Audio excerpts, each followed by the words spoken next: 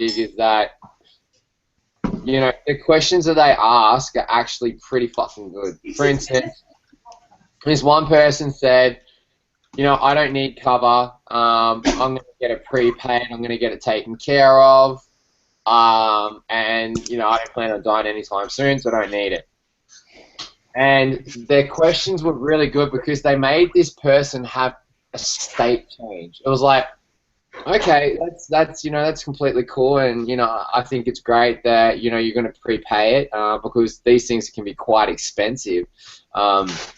Have you actually ever been or witnessed a funeral take place, and do you know how much one of these would actually cost? And you know, this person's like, oh, well, yeah, like maybe $4,000. Oh, okay, cool. Yeah, well, I don't know when that was. If it was $4,000, that would be amazing. But you know, these things usually cost anywhere now these days from $10,000 to $15,000. And usually, once the body's dead, you've got 48 hours to make the arrangements and get this sorted out. Were you aware of that, sir? And he's like, oh. No, no. So, if you don't mind me asking you another question, sir, basically, do you have anybody that would be able to come up with that kind of money in 48 hours if, in the event of these unforeseen circumstances, you or maybe somebody close to you passed away suddenly? Would you be able to come up with $10,000 to $15,000 to be able to take care of something like that? No, no. Oh, okay, cool. Okay, yep, all right. Well, see, what we're doing here is, you know, basically this funeral cover is to make sure that you're taken care of. And let me just explain a little bit how this goes. Now, just for quality and coaching purposes, I've got to let you know this call's being recorded. I've just got to go through some standard stuff, but I know you know all about that. So this call's being recorded. My name's Asher, blah, blah, blah. Okay, cool. So, and they slip in the compliance, right? And I think this is where we can learn a lot from this compliance structure that they use. Okay, now I'm thinking of how we can relate it all back to your. See, they're very specific about what they can say. Now, I'm qualified to give general advice, not personal, general. Which means that I can't be like, hey, you should take this cover out because I think this. I can be like, hey, these are the types of covers we've got. You just got to tell me which one you think would be more appropriate for you, and I'll go down that line. Now, I think we can use a lot of this stuff because the compliance component of it makes you use your language in a certain way. Because what it does is it really makes you get them to give you everything, right? And you just coach it. So by us only being able to give general advice, we've got to be really fucking good at being able to ask questions. Okay? And I was thinking about throwing the towel in with this place and going and taking this other job, which is going to offer me more money, but I'm actually thinking about staying now. Because what I'm learning at the moment, I just don't think I could learn it anywhere else, even though the money's a lot better. So we continued on, and they would go, okay, no. So, and basically the question was, you know, okay, cool. So, you know, did you understand, you know, so now you don't have anybody to be able to take care of that. Is this something, is being able to make sure that your loved ones are taken care of and they don't have to worry about the stress of coming up with such a large sum of money, would you consider it important to make sure that you don't put your loved ones in a position where they're that stressed? Oh, yeah, of course so. Okay, cool. Bang. So, you know, we're moving through the questions. And what these people are doing, the calls that we're listening to, is they're making this person have a state change. They're putting that boulder, this is the pain. There's a seesaw like this, right? Pain's down the bottom, okay? And you've got hurt up the top, or want. Okay, so the want and the pain. And what they're doing is they're coming and they're sticking a massive fucking boulder on top of this pain, and they're making it so big that this person is actually able, if they close their eyes, they're able to visualize exactly how painful that would be if they don't take this policy out. Right? Now we've got to learn. Now I just did a three-way call with Kano, and it just reminded me of some sales training that I did a long time ago. And there was 5 questions. I can't remember all of them, but 2 of them were, what will happen if you get this? What will happen if you get X? Okay, well, I'll get this. What will happen if you don't get it? Okay, well, instantly you've got to go into your mental bank and think about what it is that you will get, the benefits, and what it is that you won't get, the pain. So you're constantly making them access their mental bank based on the questions that you ask. And I think it's brilliant. Right now, granted, obviously, Kane's guy, you two did a brilliant job of getting him to where he is. So I didn't really have to do much, right? That's what brilliant edification and getting the pipeline done will achieve, right? Who is However, this was Christo, right? However, hang on. Guys, we're already logged in, so check on Facebook for the link. We're already up and running, guys. So just asking these few little questions, so good. And then I was putting it together, and I was looking at what was going on when I was, in the office, and all the questions they asked, there's nothing standout about what these guys do. They don't strike you as amazing salesmen. They don't do anything special. They just ask really fucking good questions, and that's all. And they're almost very monotone, right? Now throw in tonality, throw in all the skill sets that we use, paired with good questions, and it just shows you the proportion of the sales method of how questions impact the pipeline and impact that sale as is, right? It's everything. So we say it over and over and over and over and over. We've got to get better at questions. We've got to get better at questions. So how are we going to get better? We've got to role play the shit out of how to get this done. Okay? So they're just a few. So what I want to do is I want to role play with you both, and really, I'm going to be a semi fucktard. Okay? So I'm going to not be super difficult, but I'm not going to be really easy. Now, I've got a pain, I've got a hurt. You got to sell me on it, all right? Now, we can come up. Oh yeah, awesome. Did you just send the link, Nick? Yeah, I don't think I sent the right fucking one there. Yeah, just copy over from the Internationals group on Facebook. Yeah, my Hang on, settings are fucking send it. yeah, mine's frozen. Hey, brother. Alright, he's on. Is he on? Yeah, he's on. Alright, what up, Holmes? Alright, cool. Oh, fucking heaps. Alright. Alright. Let me. What we're doing right now is we're going through questions, how to become more effective at it, because I believe that we master this, and we'll be able to sign anybody up. Literally sign anybody up. But we're not anywhere near as good as what we need to be at it because we don't practice it enough. So I'm going to get you guys to find my pain. Now look at it like this. If I had a whiteboard, I'd use it, but I don't. So you're just going to have to use my hands, my spirit fingers, all right? So basically, what you want to do is you want to load up my pain. Find it. What is it? Okay, I'll give it to you, but you got to ask me the right questions. Okay, I'm not going to give it to you guys unless you guys ask me proper questions. So, find out what my pain is. Okay, create a want for what you guys are selling. Okay, and the way you do that is find my pain, amplify it. Now that's all right if you guys don't get it, and you can do that by asking just questions. Get me to access where I'm at. All right. And then when you guys introduce the product, we'll just use your health because that's what we're selling.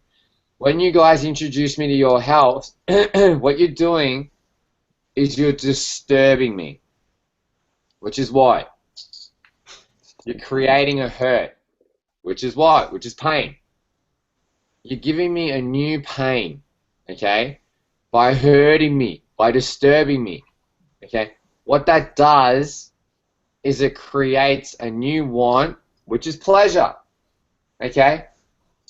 But what you've done is you've also linked it to a new pain. Pleasure if I get it, pain if I don't. Pleasure if I get what you guys are selling, pain if I don't fucking buy. And that's what you got to link it to. But first you got to dig up a different sort of pain. First you guys are going to dig up a sort of pain of where I'm at in life. And I said this, I think I said it pretty well when I was talking with Kane, and he can give a breakdown in a second. You know, I said, I believe that everybody that we talk to has ego, whether they want to admit it or not, but the ego is stamped all over their fucking head. And when we ask them, hey man, how you doing? The answer we get back is, yeah man, doing good. But what they really want to say is, bro, I'm drowning in my own self-pity. I don't know how to pull myself out of my own shit.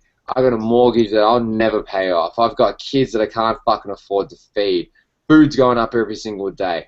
Price of living's going up every single day. I've got rent to pay, mortgage to pay. I've got a car I can't afford, credit cards I can't pay off, loans that I've taken out that I never fucking should have taken out in the first place, food that I can't afford to pay for, kids' mouths that I can't afford to feed, school tuition and all this kind of shit going on.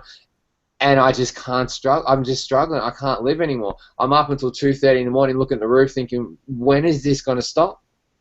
There's got to be something out there which can help me get ahead because I'm already working 2 jobs. Looks like I'm going to have to work 3. I don't have enough hours in the day to get ahead anymore. Whoever promised this to my parents is fucking joking.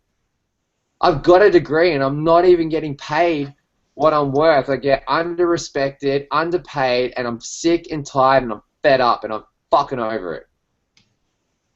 But the answer I get back is, yeah, man, I'm doing good. How you doing? Right? What have I done there? When I say that to a prospect, what do you think's going on in their head? What did Christo say, Kano? Yeah, well, he's pretty much, after you shared your story, he was surprisingly open, to be honest, for what Nick and I know of him. So the way that you first showed your emotion, it's like when you talk to anyone, it's like, hey, dude, how's it going? Yeah, good, same old. When everyone assumes that same old is good, when it's, yeah, same old shit is what it is. But as soon as you offer that emotional side as well, see where you're at, it gives them, the power and the permission to almost do the same. That's right. And when we talked about before, when we came in, and I said that, like, look, I'm struggling. The scenario I just played for you guys just then, he's just like, man, that was me 2 weeks ago. People don't want to admit how fucking sick and tired and broke they really are. We've got to pre-frame it. This is what Tony Robbins talks about. Pre-frame it before they even get into the conversation about where they're at. You pre-frame it well enough, they'll do one or two things, agree or disagree. And if they disagree, you just keep pre-framing until they can finally agree. Or if they don't say anything, then inside their head, their ego's still attached and they just don't want to agree with it, but they really do, and they're silently agreeing inside their head. These are the things we got to get good at, guys, okay? So let's talk about the business. Customers are easy to get. Let's talk about the business, okay? So I'm on a 3-way call. I'm on a 3-way call with you, Nick, okay? We've done the edifications. Everything's going on. Now you're just going to throw out some discovery questions and really figure out where I'm at, all right? So I want you to basically just ask me some questions, dig my pain up, and then create a new want with what you guys have got going on and link them together. So let's give it a crack. What do you got? That's right. Hey man, how we doing? Good, bro. It's good to finally meet you, man. Obviously, Kane's spoken a lot about you, so really interested to see what you boys have got going on. Obviously, I don't have a lot of time, man, so I would appreciate it if you kind of get to the point and really, obviously, you tell me what it is here, and we really discuss what's at hand. So, what do you guys got going on? Yeah, man. Fuck, man. Same In the same boat, man. Fucking could do with an extra 20 hours a day myself. But so man, what do you do real quick? Okay, cool. I work in insurance. And Insurance, nice man. yeah. It's That's a bit different. You enjoy it? I don't hate it. I make good commissions. Yeah, nice man. That's what. Is that always been the plan, kind of thing, to go into the sales area? Fuck no, I should have been a fireman. Nice. Really, you wanted to be a fireman? No, I didn't want to do that either, man. I wanted to be an entrepreneur, but I never had an opportunity to make a whole lot of money. So, I ended up in sales because you want to make money. Yeah, shit, man. I kind of fell into it, but yeah. Nice. So has Kano told you a little bit about what we do?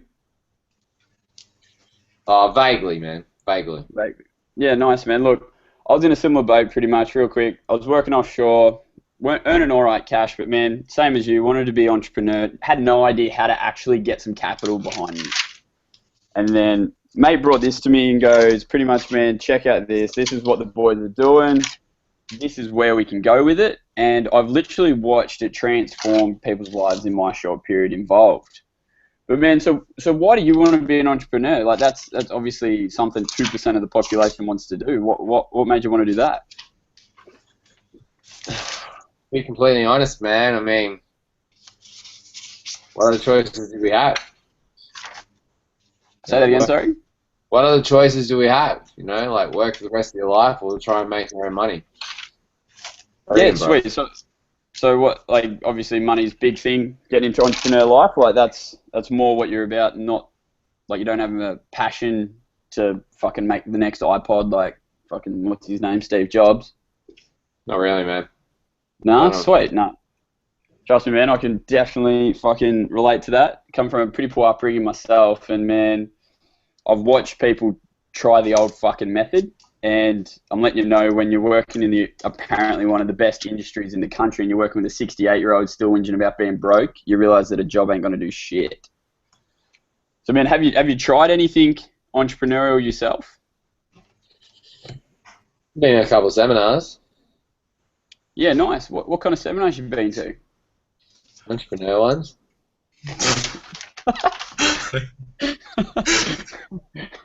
Nice, man. Nice, yeah. There's a few of them kicking around. So what's stood in your way? What's been the thing that's held you back from being an entrepreneur, from getting that money? Good question. I don't know. I don't have anybody showing me what to do, man. There's only so much I can do on my own. Yeah, man. Fuck.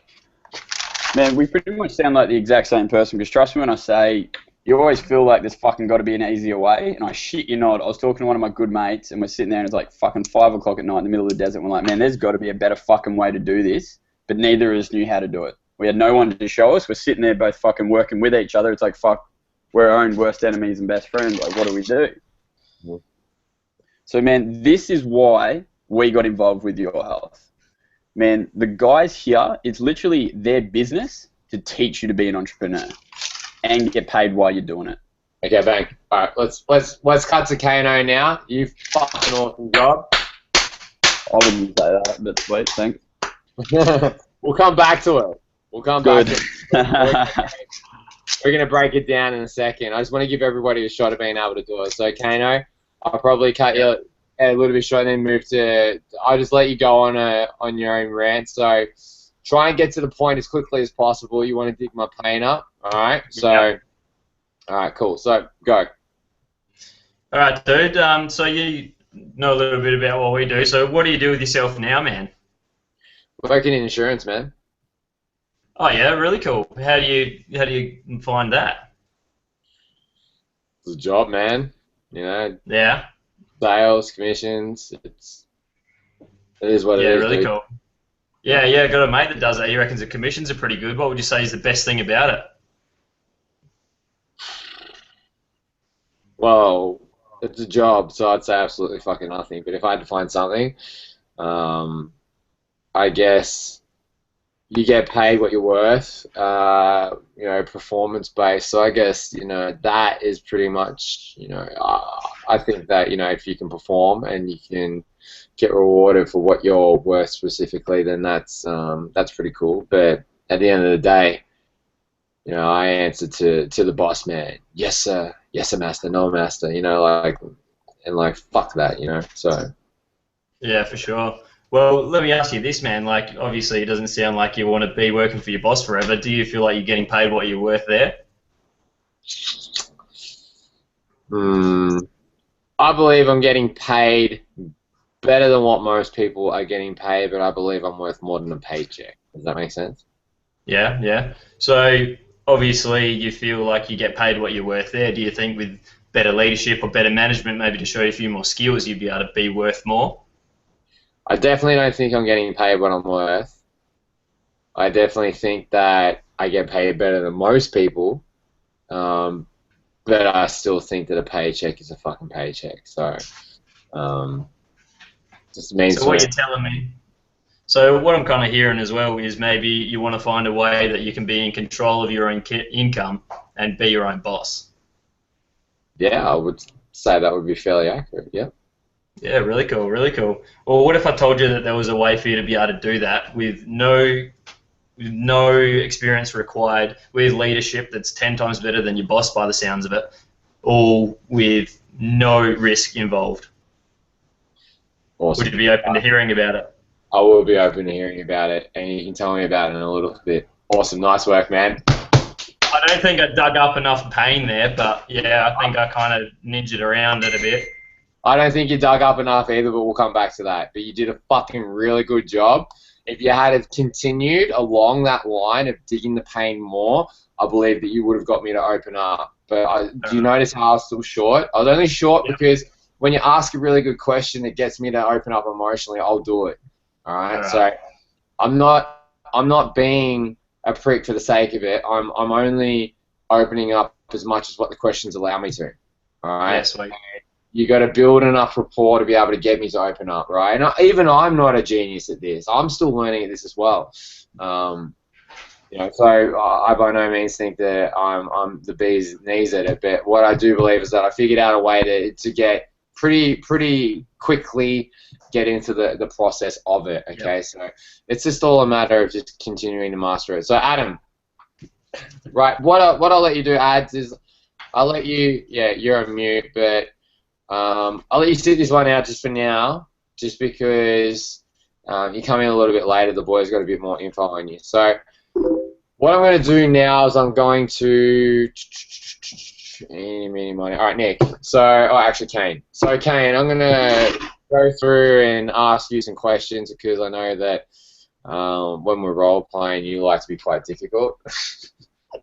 Just to throw a fucking curveball. So...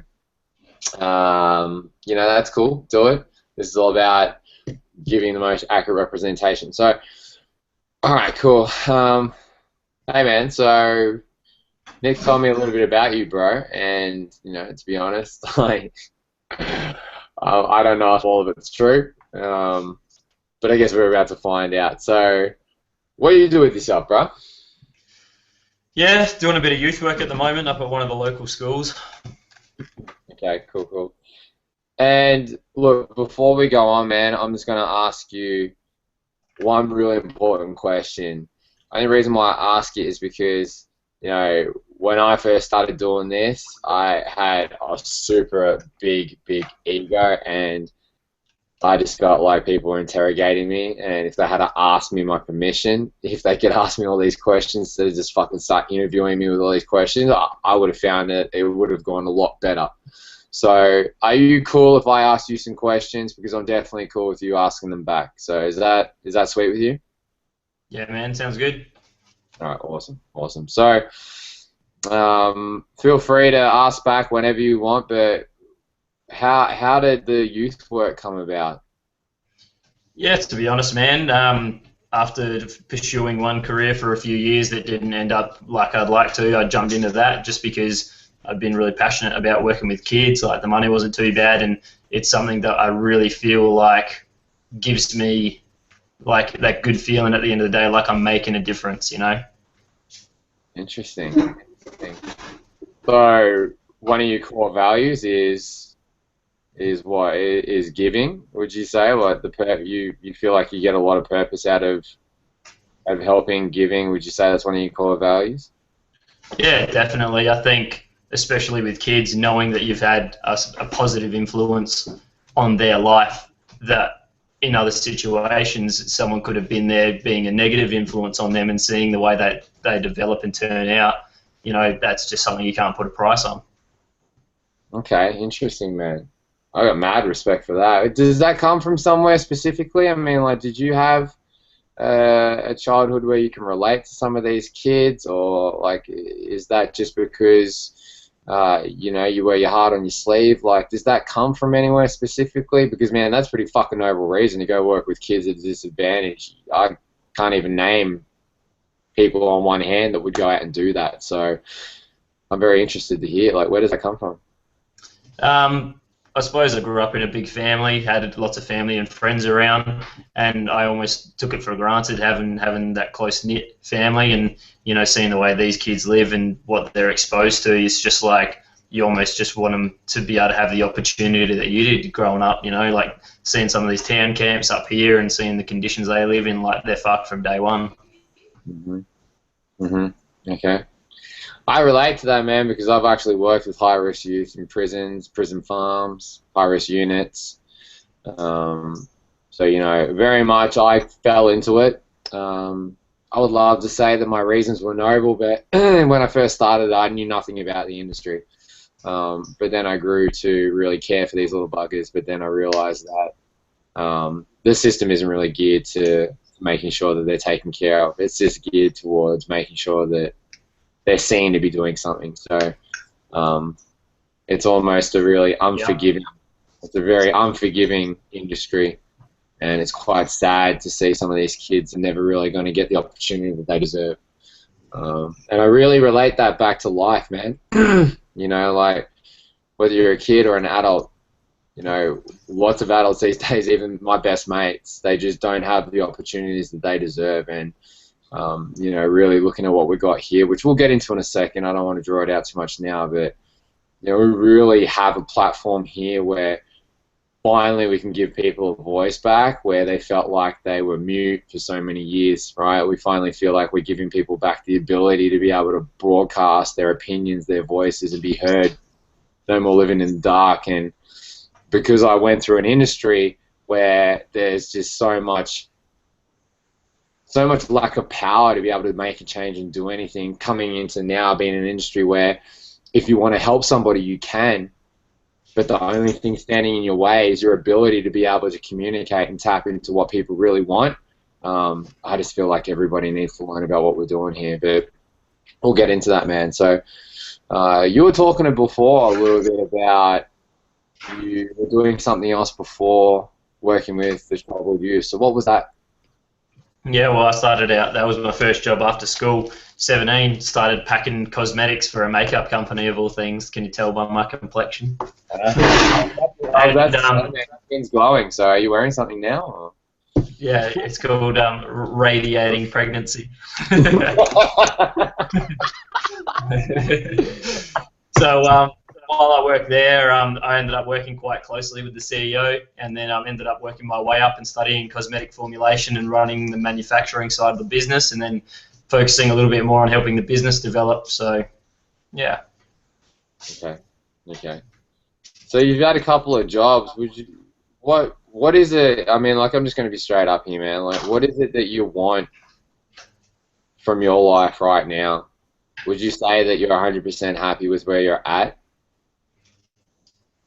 I feel that what I'm giving to them, yes, like, but there's always that of wanting to know, I suppose, where your pure core purpose lies and what truly makes you happy. Like doing stuff and work with these kids makes me feel really good, but while I was developing the business, I was using muscles that I'd never used before, and that was like really, really exciting. So, you know, that's definitely something that I could see myself moving towards business and that sort of thing. So.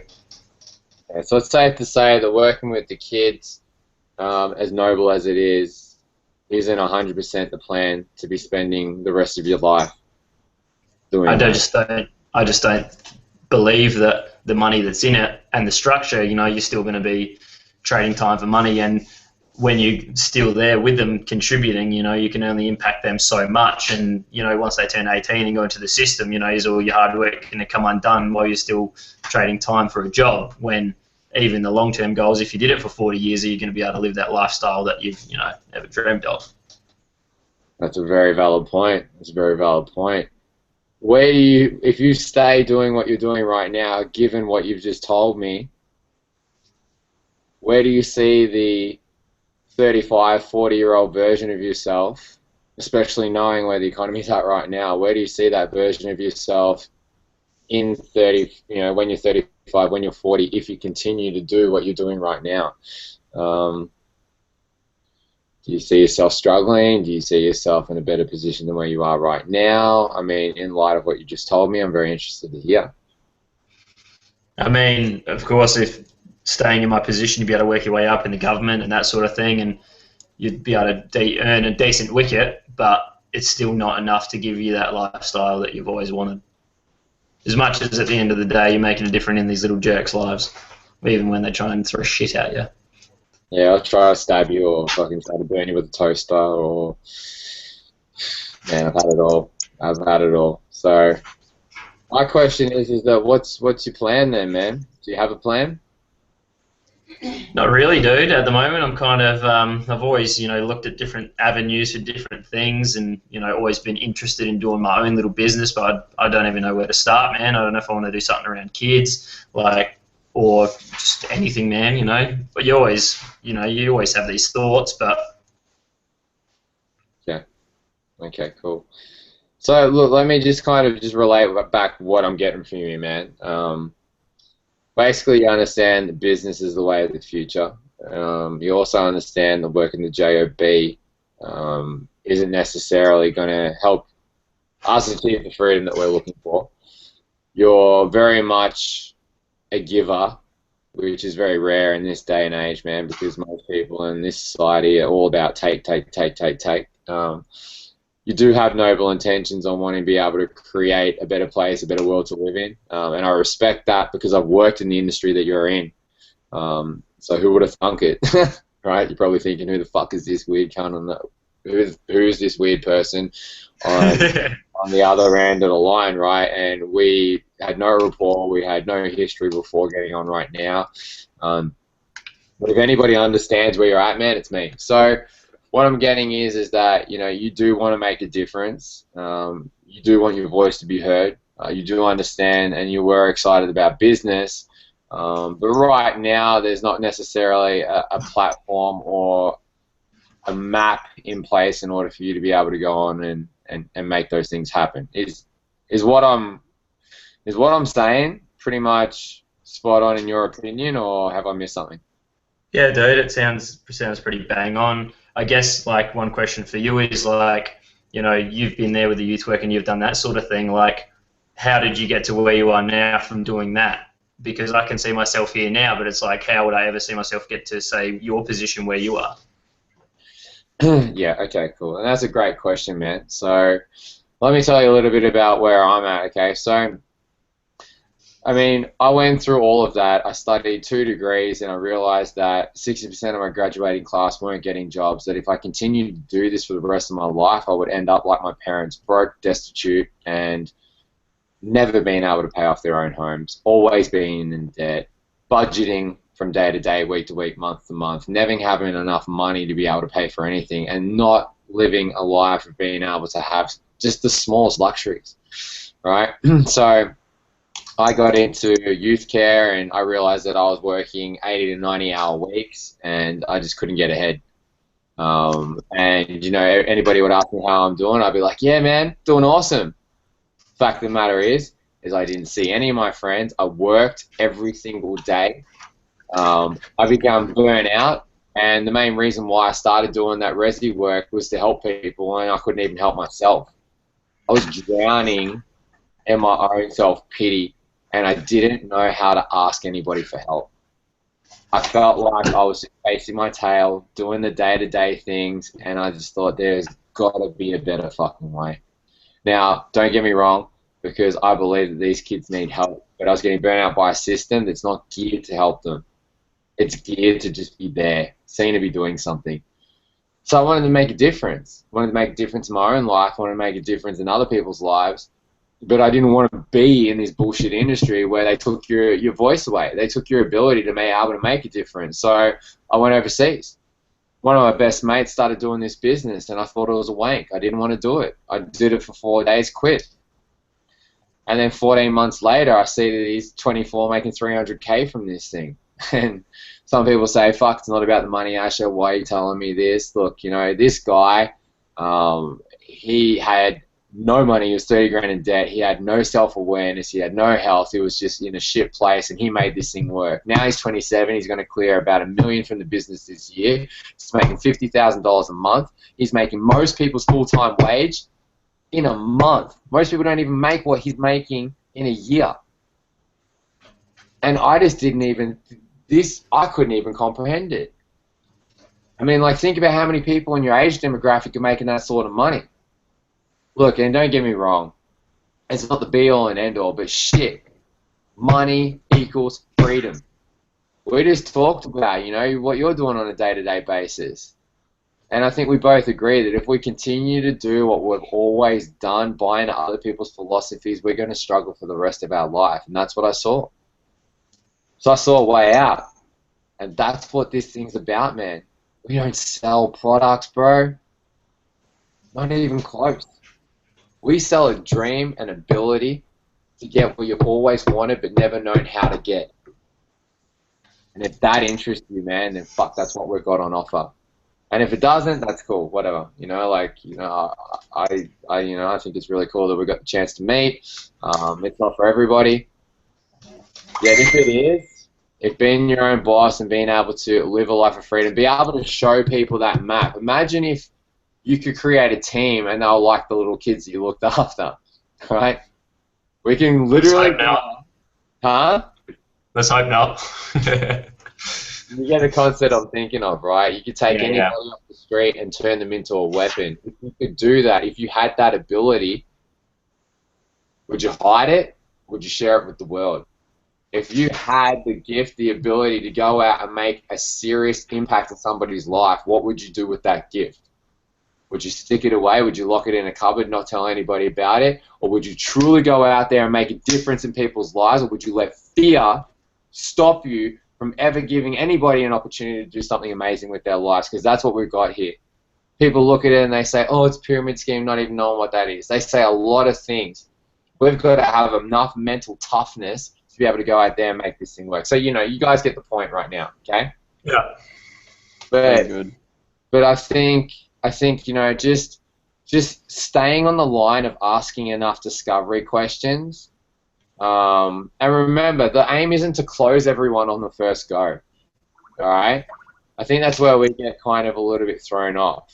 All right? We go in and we try to close too early, and we think that we need to go start it. I mean, if you're edified, you can go on a three-way call pretty quickly. But this is more for, say you're just talking to somebody and you're building rapport. The questions you ask can really get them to start wondering what it is you're doing. So just start to throw some ideas around, throw some concepts, start to practice changing someone's state. Next time you're around somebody, see if you can literally change their state in 5 minutes. Okay? So you meet somebody, you're like, hey man, what do you do? Oh, not much. What do you do? Oh, you know, blah, blah, blah, blah, blah. Oh, okay, cool. So was that always the plan, to do what you're doing? Oh, actually, no. So, well, if that wasn't the plan, what were some of your dreams? Look, I'm really sorry if I seem really forward and I'm asking you a lot of questions and this seems personal. Please tell me to shut the fuck up, and I will. But I'm really interested in people, man. So I hope you don't mind. Oh, not at all, not at all. Ask me. Okay, cool. So what were some of your dreams? Oh, it was X, Y, Z, blah, blah, blah, blah, blah. Why aren't you doing it? What happened? Oh, listen, man, I grew up and I realized that You know, you got to make money, you got to earn a living, you got to take care of family, and this came in and that came in. I had 2 kids, and then, you know, and this is just the way it is. I got married young, and you know, here we are. Yeah, but do you truly believe that right now, that if you really wanted to, you could have made what you wanted, all your dreams come true? Do you really believe that? Because I mean, like, and then go share a story, and then cut it off, and then come back in, and then ask some more questions. But you see what you're doing? You've got that person into a state now where they're starting to think about what they used to dream about. And don't underestimate the power of a positive state change. All top salesmen in the world are people that have the ability to put somebody into a positive state at the drop of a fucking hat by the questions they ask. Right? And we're all learning here. We're all learning here. We're all getting better. But imagine when you can get to the point where you ask 3 questions, you got somebody in a positive state of mind, and then you can start doing takeaways. Hey, listen, man, you probably don't want to hear what I'm talking about. I got to bounce, man, but, you know, I don't know, give me a card, what do you do? You know, like, imagine when you get to that point. And it's so effortless. So just remember, the questions you ask put somebody into either a negative state or a positive state. And whether you like it or not, they attach that state to you and to your product and to your brand. And even if you haven't talked about the product and you're the brand, and they attach that to you. So if you did a bad job, then they're going to attach that negative emotion to you. Killed it. And every time they see you after that, they're like, oh, there's that Nick guy that made me feel shit that day. Or there's that Asher guy that just, you know, tried to talk about what he was talking about, and he just fucking made me feel like an idiot. Right? So always think, how can I positively give this person a state change? And watch your influence soar. All dating is creating positive state changes in females. And then vice versa, them creating positive state changes in the male. Think about it. Women don't even need to do anything to create a positive state change in the male. All they need to do is dress really majestically beautiful and walk into any area, any venue, and instantly we have a positive state change, and we want that product, them, right?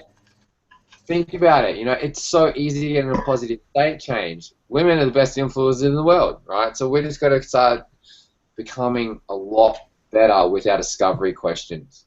And then what we'll do is we'll cut it down in a shorter amount of time. Does that make sense? Yeah. And we need more women on the team. There you go. Sign your girlfriend. Mate, just signed a girl up just before, so there's 2.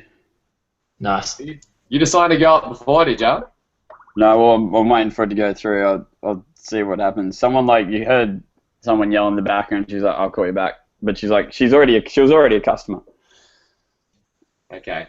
Funny story about her, actually. Is that the one?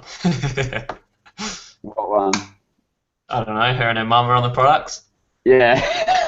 I was just on the phone to her mum.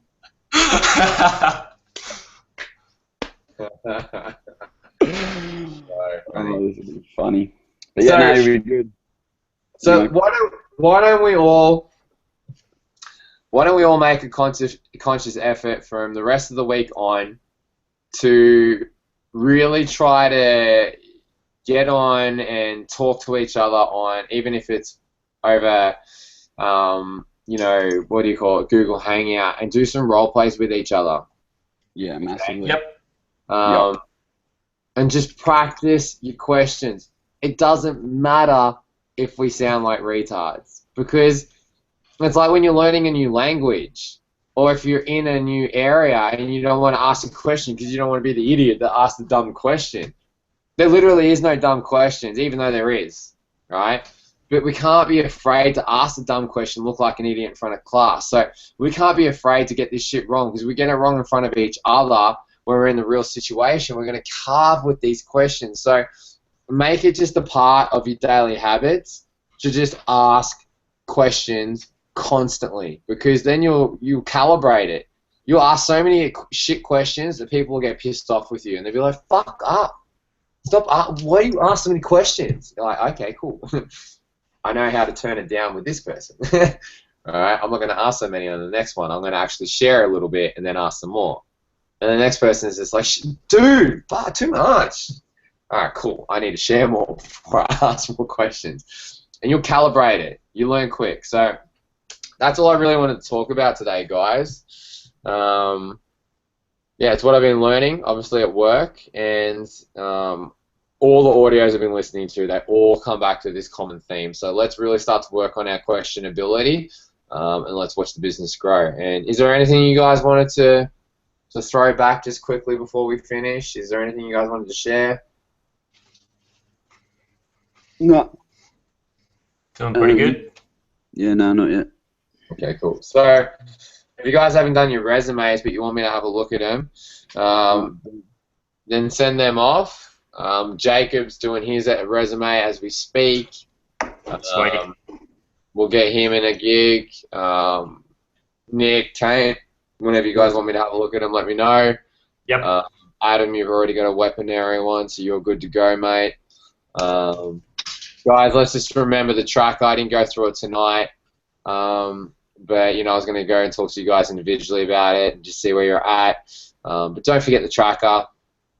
And let's make it all habit and keep on top of our journal affirmations, our daily habits, and we'll all talk throughout the week. Cool? Love it. Roger. Roger. Keep building those lists, boys. Peace. Always. All right. Peace, boys. Boy.